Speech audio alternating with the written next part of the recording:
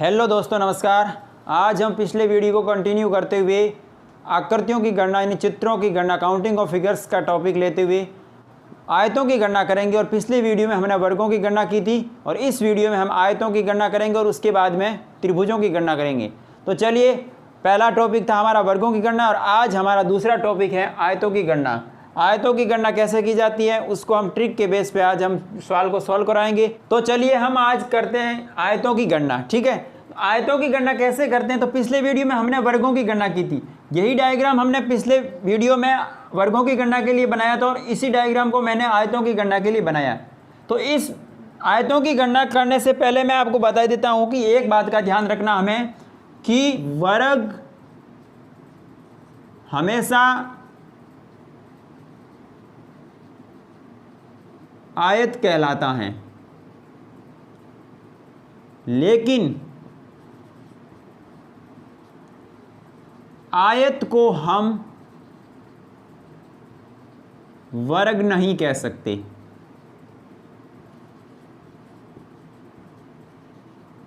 इस चीज को आप पहले से ही गणित में पढ़ चुके होंगे या फिर आज जान लीजिए कि वर्ग की चारों भुजाएं हमेशा बराबर होती है, लेकिन आयत की आमने सामने की भुजा बराबर होती है। केवल आमने सामने की भुजा ही बराबर होती है। तो आयत की यह बात वर्ग एक्सेप्ट करता है, क्योंकि आयत में आमने सामने की भुजा बराबर होती है। तो वर्ग में यही बात है, वर्ग में भी चारों भुजाएं बराबर होती है, तो ऑब्वियसली आमने सामने की भुजा बराबर हो गई। तो यह वर्ग आयत की शर्तों को पूरा करता है, लेकिन आयत वर्ग की शर्त को पूरा नहीं करता है। हमें आयतों की गणना के लिए जो काउंटिंग दी हुई है, जो यहाँ अंक दिए हुए हैं, उनको जोड़ देना है। जैसा कि 1, 2, 3 और 4 को जोड़ देना, टोटल हो जाएंगे 10। ठीक है, और नीचे ऊपर से नीचे भी जोड़ देना है, तो ऊपर से नीचे जोड़ेंगे तो ये भी हो जाएंगे 10। इन दोनों को गुणा कर देना है। क्या करना है? गुणा। तो टोटल हो जाएंगे यहाँ आयत। तो इस आकृति में टोटल आयत हो जाएंगे 100 के। केवल यदि आयत पूछ लिया जाए तो यहाँ वर्ग हमें माइनस कर देना है। तो यहाँ हमें वर्ग याद करना है, तो सीख लिया है। ठीक है, तो सीख लिया है, तो इसमें हमें वर्ग कितने हैं? तो वर्ग 4 को 4 से गुणा कर दो, 3 को 3 से, 2 को 2 से और 1 को 1 से गुणा किया, तो टोटल हो जाएंगे 30। आप याद करके देख लेना, 30 वर्ग होंगे। तो 30 वर्ग होंगे जो प्योर वर्ग है। ठीक है, और टोटल आयत जो वर्ग और आयत मिलके 100 है। तो यदि सवाल में दे दिया जाए कि केवल आयत कितने हैं, तो 100 में से हमेशा 30 माइनस कर देना, तो टोटल कितने हो जाएंगी? 70, जो कि केवल आयत हैं। क्या है?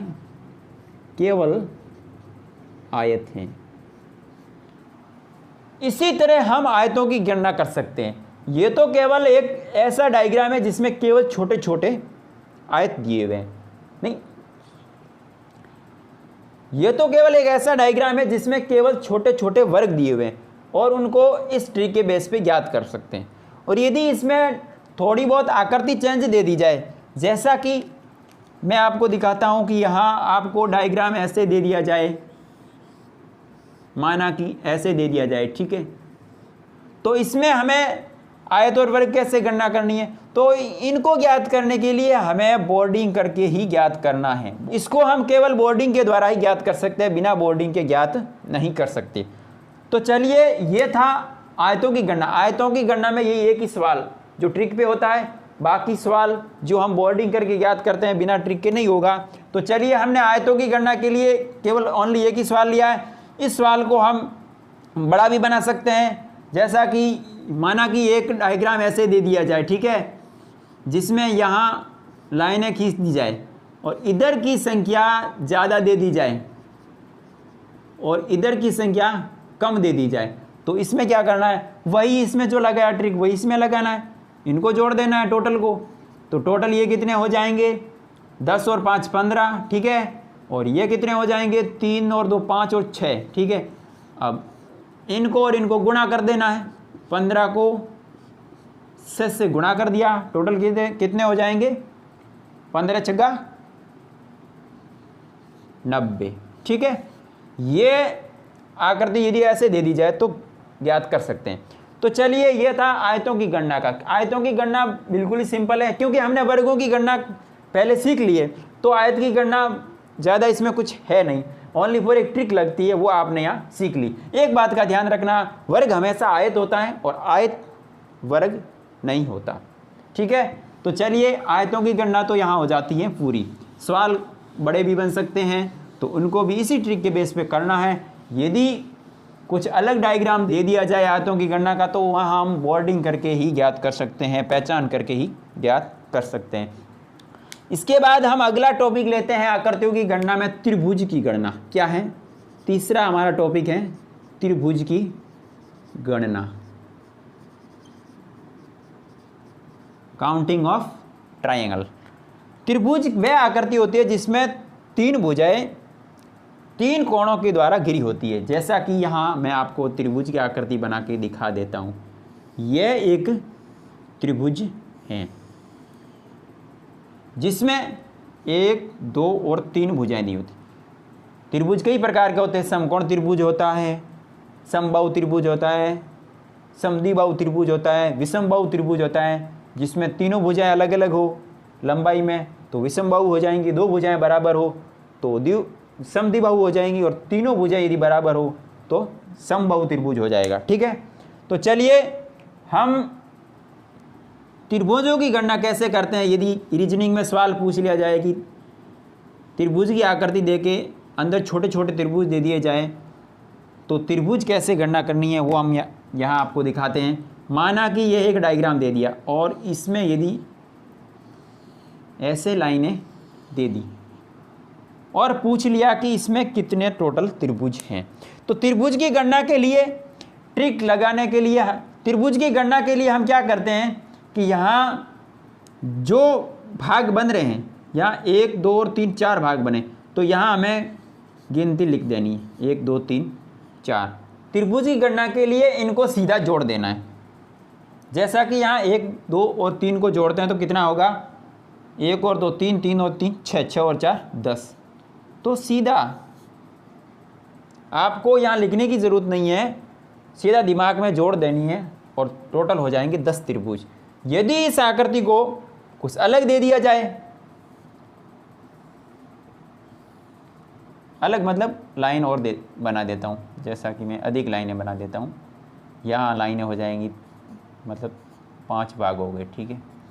तो यहाँ कितने त्रिभुज होंगे टोटल, तो त्रिभुज यहाँ टोटल होंगे, इनको जोड़ देना है, कितने 3 और 3 6, 6 और 4 10 और 5 15 त्रिभुज होंगे।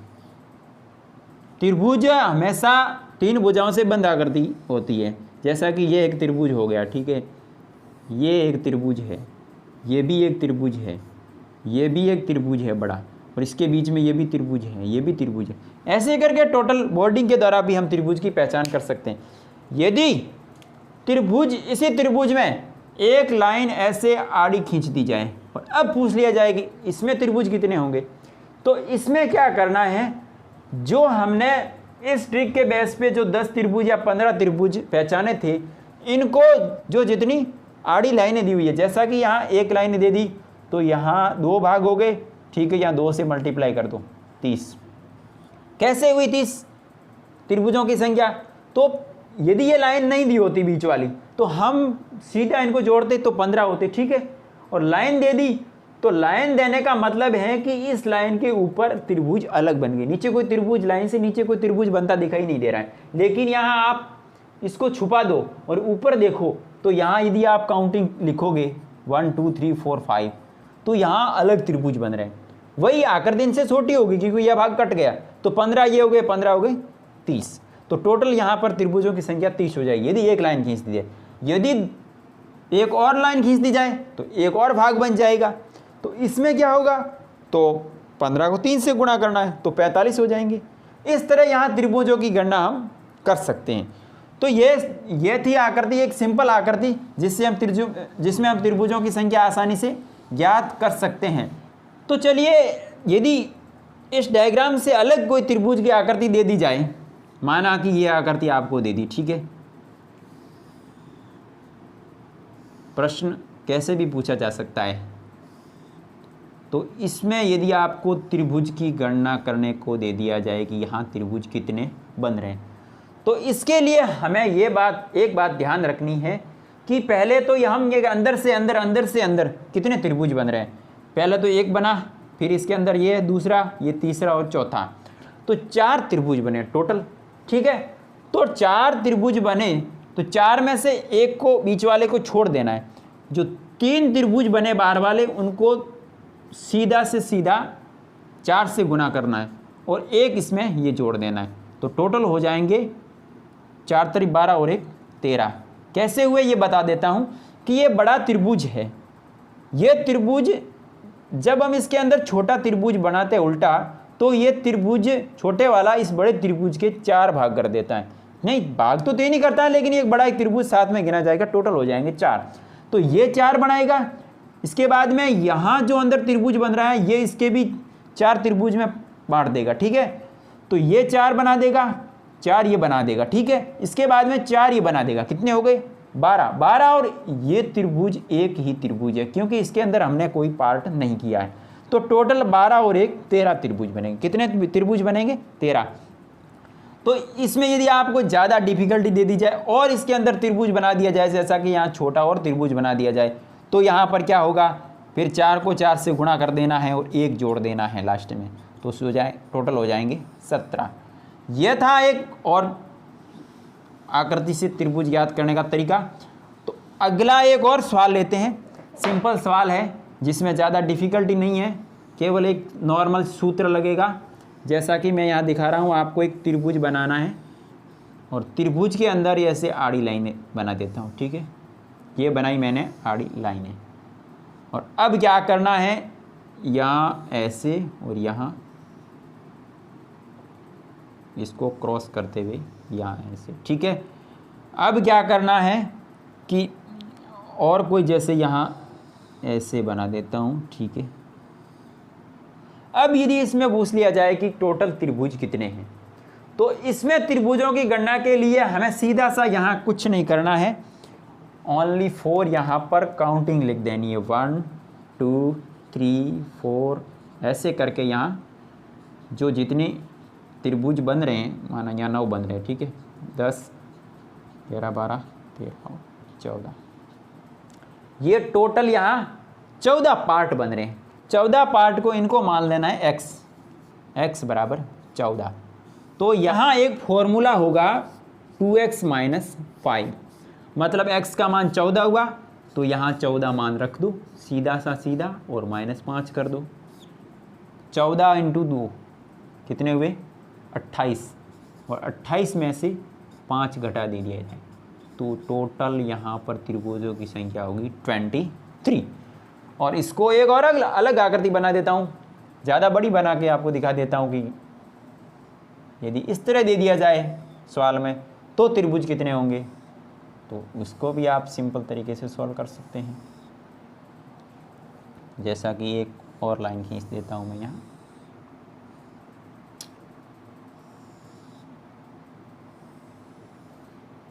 ये रीजनिंग है, रीजनिंग केवल दिमाग के स्तर पर ही कर सकते हैं। जैसा कि मैं यहाँ मिलाते हुए यहाँ अलग अलग त्रिभुज बना रहा हूँ, तो टोटल यहाँ कितने भाग हुए, इनको हम नंबर लिखते हुए अंकित करते हैं। 1 2 3 4 5 6 7 ऐसे करके हम पूरे काउंट कर लेते हैं। या लिखने की ज़रूरत नहीं, यदि आप सीधे काउंटिंग कर सकते हो तो काउंट कर दो, ऐसा कुछ नहीं है कि लिखना ज़रूरी है।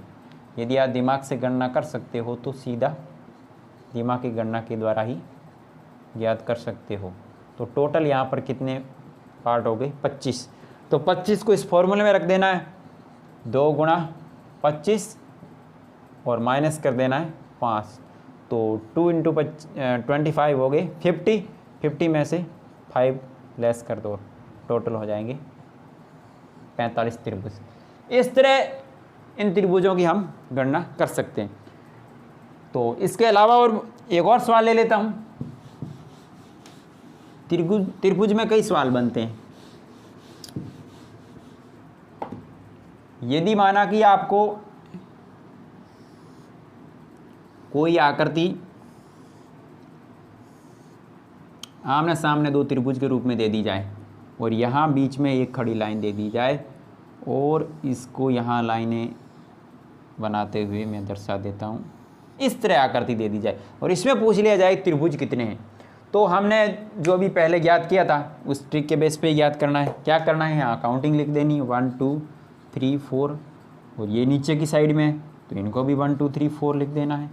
तो ये हो जाएंगे टोटल ऊपर 10 और ये हो जाएंगे 10, ये तो होंगे टोटल 20। ठीक है, इसके अलावा भी हमें यहाँ से बड़े त्रिभुज बनते दिखाई दे रहे हैं। कैसे, कि दोनों को मिलाते हुए ये एक त्रिभुज बनता आपको दिखाई दे रहा होगा। ठीक है, एक त्रिभुज ये दिखाई दे रहा है, 2 3 और ये 4 और बन रहे हैं, टोटल हो जाएंगे 24। इस आकृति को एक अलग तरीके से प्रस्तुत करके दे दिया जाए। माना कि यह आकृति आपको थोड़ा ऐसे दे दी जाए, जैसा कि मैं आपको बनाते हुए दिखाई दे रहा हूँ कि यहाँ पे इस तरह आकृति दे दी जाए और पूछ लिया जाए त्रिभुजों की संख्या कितनी होगी। तो इसमें सीधा वही ट्रिक लगेगा, 1 2 3 4 1 2 3 4। इसमें ये गलती नहीं करना कि जो यहाँ आपने ट्रिक अपनाई वो इसमें अपनाना, क्योंकि यहाँ जो नीचे वाला भाग है, ऊपर वाला भाग, इससे कोई मतलब नहीं, क्योंकि यहाँ कोई मिक्स में त्रिभुज नहीं बन रहा है। तो सीधा यहाँ 10 हो जाएंगे और यहाँ 10 हो जाएंगे, टोटल हो जाएंगे 20। और इसके अलावा यदि और कोई सवाल बनता है वे भी मैं आपको दिखा देता हूँ। त्रिभुज के कई सारे सवाल बनते हैं और त्रिभुजों की गणना भी आसान है, ज़्यादा हार्ड नहीं है।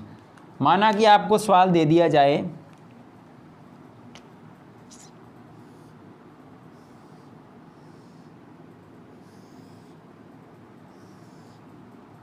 इसमें त्रिभुज कितने हैं, सिंपली यहाँ पर सीधे हमें कितने त्रिभुज दिखाई दे रहे हैं, 1 2 3 और 4। ठीक है, तो यहाँ पर 4 तो सीधे दिखाई दे रहे हैं और एक से दिखाई दे रहा होगा, तो एक ये दिखाई दे रहा होगा, एक ये होगा और एक ये होगा, एक और, टोटल हो जाएंगे 8। तो हमें पता है कि 4 सीधे दिखाई दे रहे हैं और 4 अलग से दिखाई दे रहे हैं, तो 4 को आप 2 से गुणा करोगे तो टोटल हो जाएंगे 8। इस तरह यहाँ त्रिभुजों की संख्या 8 हो जाएगी। यदि आपको डिफ़िकल्ट आकृति दे दी जाए, माना कि ज़्यादा लाइनें आपको अंदर दे दी जाए, जैसा कि मैं आपको दिखा रहा हूँ, ऐसी आकृति दे दी जाए, अब पूछ लिया जाए त्रिभुजों की संख्या ज्ञात क्या करनी है। तो यहाँ पर इसमें हमने देख के ज्ञात किया था, तो यहाँ देख के ज्ञात नहीं कर सकते। तो यहाँ सीधा अपन को यहाँ क्या करना है, काउंटिंग लिख देनी है और इसको हमें 2 से गुणा कर देना है, तो टोटल त्रिभुज हो जाएंगे 16। इसमें हो गए 8। जितने भाग बन रहे हैं, यदि आप वर्ग या आयत बना के अंदर लाइनें दे दी जाए और जितने भाग बन रहे हैं उनको 2 से गुणा कर देना है, तो सीधे हमें त्रिभुजों की संख्या ज्ञात हो जाएगी। तो ये था आज त्रिभुजों की गणना करने का तरीका। अगले वीडियो में हम आपको लेकर आएंगे कोई नए टॉपिक के साथ। इस तरह यहाँ काउंटिंग ऑफ फिगर्स का ये पार्ट हमारा यहाँ समाप्त होता है। नेक्स्ट वीडियो में हम किसी दूसरे टॉपिक के साथ आएंगे। Thank you so much.